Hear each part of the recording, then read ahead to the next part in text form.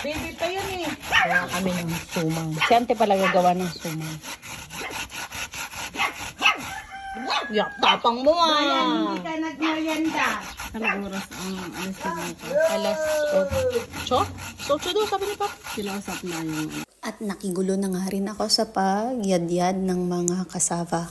So yan, tawag dito ay balinghoy or kasava. Yadyad din yan para maging pino at pwede nang ibalot. So ayan yung mga niyayadyad namin. Kasama ko dyan ang aking napakasipag na tita. Ang amin isusunod. Ito na yung daan. Nainit.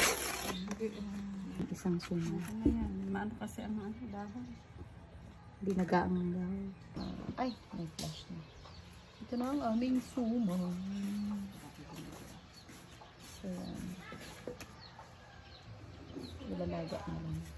At ito na po ang nilagang sumang balinghoy. Kain po tayo!